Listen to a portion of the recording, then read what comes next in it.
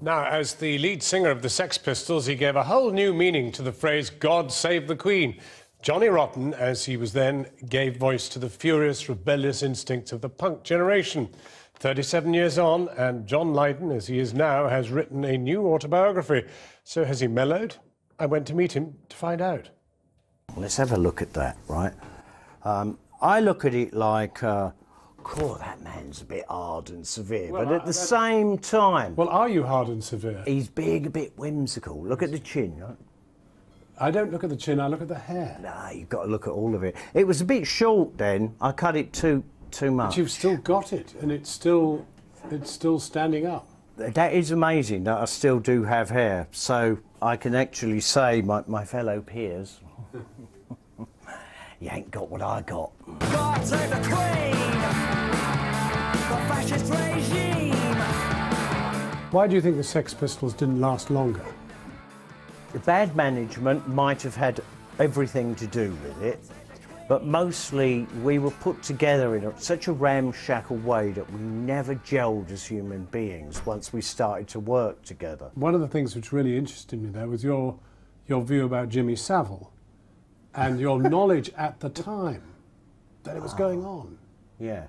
Unfortunately, I think all of us, what we call the peoples, knew what was going on with the BBC. As bad as we now know it was? Yeah, we knew. We all knew. We knew that you go to Top of the Pops, what you were facing. It was common knowledge, but it wasn't common knowledge in the media. Did it stop at the disc jockeys? Did it stop at Jimmy Savile, or were the performers also doing this?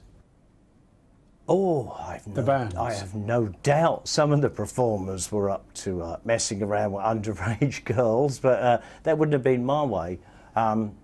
I've always viewed myself as a victim, so I'm always there for the disenfranchised.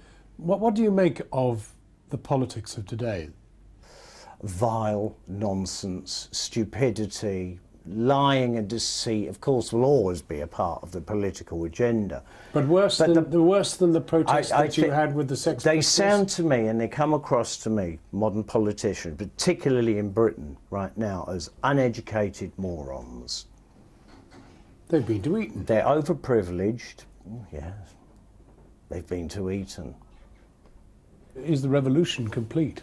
No, it's what I'm doing isn't about adding new agendas to people. It's making things more acceptable, which would be fine by me. I don't want to be judged. Like what?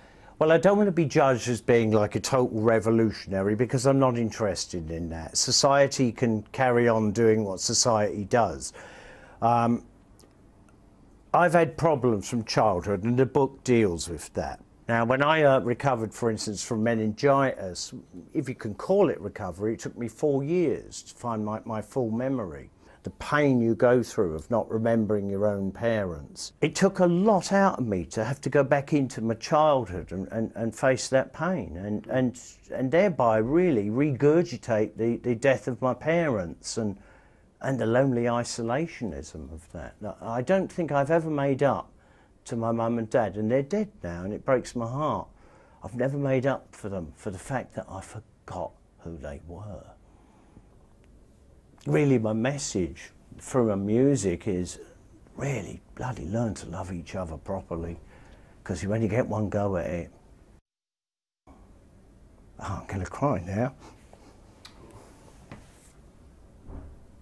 God bless, mate. Thanks for having us. John Lydon, a.k.a. Johnny Rotten. Tonight's main news, Downing Street says